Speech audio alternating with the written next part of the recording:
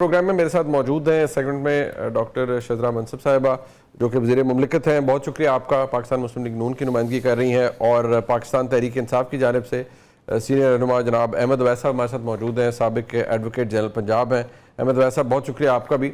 ابھی کچھ دیر پہلے آج عمران خان صاحب سے یعنی بانی پی ٹی آئی سے ملاقات کے بعد بیرسٹر سیف صاحب نے ایک ٹویٹ کی ہے جس میں انہوں نے کہا ہے کہ عمران خان صاحب نے کہا ہے کہ جو اس وقت حالات خراب ہیں آپ کے افغانستان سے, تو اگر اس تنازع کو حل کرنے کے لیے مجھے پیرول پر رہائی دی جاتی ہے تو میں امن کے قیام اور تنازع کے حل کے لیے اپنا کردار ادا کر سکتا ہوں. تو بڑا اچھا آفر ہے ایک. ڈاکٹر صاحبہ آپ کی اگر حکومت سے میں بات کرنا چاہوں, ذرا یہ بتائیے گا کہ آپ کے نزدیک یہ ایک اپرچونٹی ہے, کیا حکومت اتنا بڑا دل کر سکتی ہے؟ کیونکہ پیرول پہ رہائی تو بہرحال ایک قانونی آپشن ہے اور ایک قانونی اپرچونٹی ہے, تو اگر اس سے حالات بہتر ہو سکتے ہیں افغانستان کے ساتھ عمران خان صاحب کی انکلوژن سے, تو حکومت کو یہ کرنا چاہیے. ڈاکٹر صاحبہ دیکھیے, یہ تو پھر وہی بات ہو گئی نا جس کے اوپر پہلے بھی بہت سا آرگیومنٹس ہو چکے ہیں کہ عمران خان کا ہمیشہ سے یہی رہا ہے موقف کہ جو دہشت گرد ہیں ان کے ساتھ بات چیت کی جائے اور ان کے ساتھ بات چیت کر کے تو معاملات کو حل کیا جائے. اور ہم لوگ یہ سمجھتے ہیں کہ دہشت گردوں کے ساتھ بات چیت نہیں ہو سکتی. پاکستان نے بہت تحمل کا مظاہرہ کیا ہے, بہت زیادہ تحمل کا, اور اس کے باوجود آپ دیکھیں کہ ادھر افغانستان کو بارہا کہا, بلکہ جو ڈپٹی پرائم منسٹر صاحب ہے وہ گئے بھی اور بھی ہمارے دیگر وزراء وہاں پہ گئے اور ان کو بارہا کہا کہ اپنی سرزمین کو ہمارے خلاف دہشت گردی کے لیے استعمال نہ ہونے دیا جائے. لیکن یہ چیز ابھی بھی جاری رہی اور روز ہم اپنے جوانوں کی شہادتیں دے رہے ہیں. تو یہ کب تک جاری رہے گا سلسلہ؟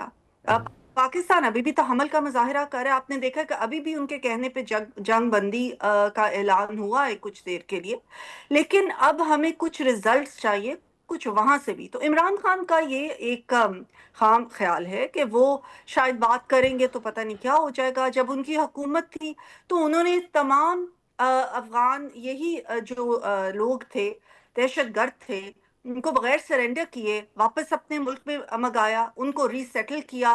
اور اس وقت ان کا یہی خیال تھا نا کہ یہ ری سیٹل ہو کے تو میں ان سے بات چیت کر کے ان کو ٹھیک کر لوں گی. اس کا کیا نتیجہ نکلا؟ وہی نتیجہ نکلا کہ دہشت گردی اس سے بھی زیادہ بڑھ گئی. انہوں نے اپنے آپ کو ری سیٹل کر لیا, اپنے آپ کو ری کمپوز کر لیا, اور اس سے بڑھ کے ہمارے ملک میں دہشت گردی کی. اور صاف ظاہر ہو رہا ہے اس وقت وہ انڈیا بھی گئے ہوئے ہیں ان کے وہ جو ہیں منسٹر, اور انہوں نے وہاں جا کے جس طرح کی باتیں کی ہیں اور انڈین سائڈ سے بہت سالوں سے جس طریقے کی باتیں آ رہی ہیں وہ سارا گٹھ جوڑ ظاہر ہو رہا. تو میرا خیال ہے کہ یہ بالکل اس کا کوئی نتیجہ بھی نہیں نکل سکتا, اس کا کوئی رزلٹ بھی نہیں نکل سکتا. اگر نکلنا ہوتا تو عمران خان اپنی حکومت میں اس کا کوئی رزلٹ نکال. نہیں, بٹ وہ تو یہ کلیم کرتے ہیں نا کہ ان کے دور میں تو بڑا پرامن صورتحال تھی اور یہ حالات بگڑے ہیں جب سے وہ بقول ان کے رجیم چینج ہوا ہے, جب سے آپ لوگ حکومت میں آئے ہیں, اور آپ کی وجہ سے ہی حالات خراب ہوئے ہیں. اور یہ وہ بار بار آپ پر اس لیے تنقید یہ بھی کرتے ہیں کہ آپ یہ جان بوجھ کر حالات خراب کر رہے ہیں. وہ تو افغان جو ریپیٹریشن کرائی ہے آپ نے افغان باشندوں کی اس کے بھی خلاف ہیں. وہ یہ کہتے ہیں آپ نے بڑی زیادتی کی اور جان بوجھ کر کیا عمران خان صاحب کا ووٹ بینک توڑنے کے لیے.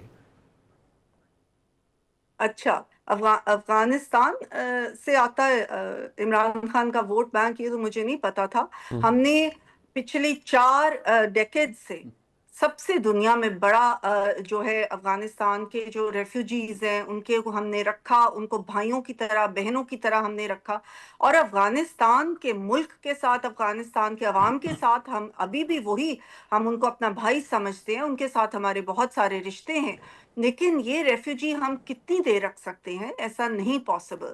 اور 18 سے پہلے جو ہے جس وقت ضرب عضب ہوا اور رد الفساد ہوا, اس کے بعد یقیناً دہشت گردی ختم ہو گئی تھی, امن ہو گیا تھا ہمارے ملک کے اندر. لیکن عمران خان کا یہ فیصلہ کہ بغیر سرنڈر کیے انہی دہشت گردوں کو واپس اپنے ملک بلایا جائے, اور اس وقت کے پریزیڈنٹ کا یہ فیصلہ کہ جیلوں کے دروازے کھول دیے جائیں تاکہ یہ دہشت گرد جو ہے یہ رہا ہو جائیں, اس کے نتیجے اب ہمیں نکل رہے ہیں. اچھا احمد اویس صاحب, مسئلہ یہ ہے, آج میں خان صاحب کی جو بانی پی ٹی آئی کی ٹویٹس آئیں انہوں نے نئے جو نو منتخب آپ کے وزیر اعلیٰ ہیں خیبر پختونخوا کے, ان کو کہا کہ میرے ओपनिंग बैट्समैन है और खोलकर खेलें। आज खान साहब ने अभी बकौल मोहम्मद अली साहब साहब के ये ऑफर की है कि भाई मुझे पेरोल पर रिहा करें, मैं हालात बेहतर बनाने में बात करता हूँ।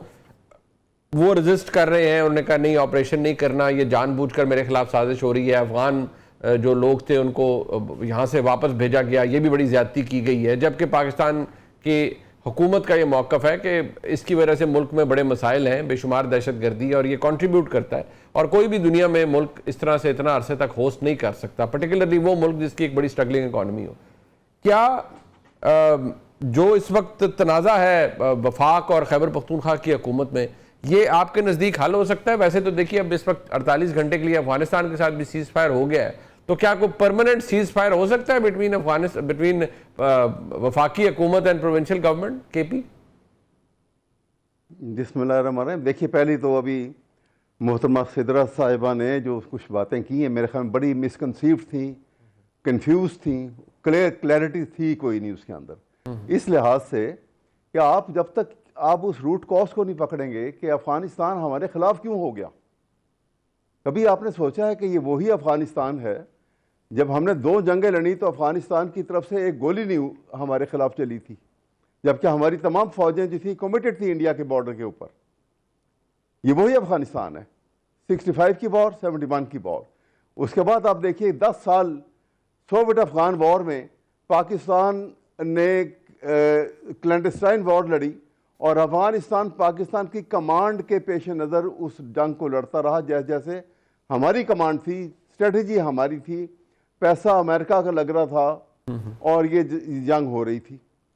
तो तालिबान की उसके बाद जब जंग सब कुछ ख़त्म हो गई, सब कुछ ठीक हो गया, तो तालिबान की आपको पता 5 साल तक हुकूमत रही वहाँ पर और पुरअमन हुकूमत रही, किसी को उन्होंने तंग नहीं किया उस 5 साल के अंदर, टिल ये 9/11 का वाक़या हो गया। और 9/11 के वाक़ये में आपने देखा कि उसके बाद उन्होंने दोबारा अफ़गानिस्तान के ऊपर, जिसको वो कहते थे कि they are moral equivalents of our founding fathers, ये प्रेसिडेंट रीगन के अल्फाज से अफ़गानी मुजाहिदीन के मुतालिक।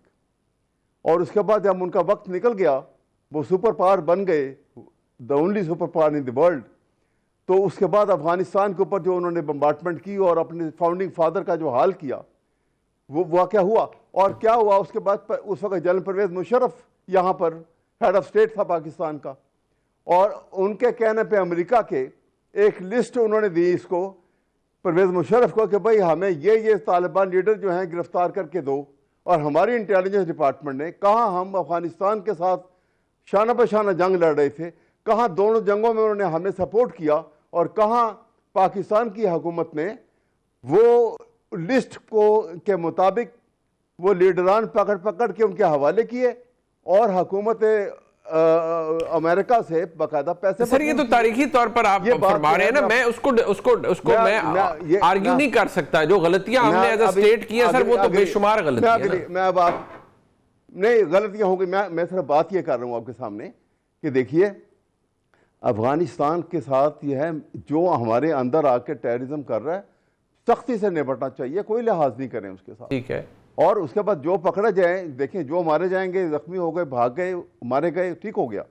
जो आपने गिरफ्तार कर लिए, जिनको यहाँ जो हमारी ज़मीन में आए और आपने जब मिलिट्री एक्शन किया उनको मारा और कुछ गिरफ्तार कर लिए, उनका मिलिट्री ट्रायल करें।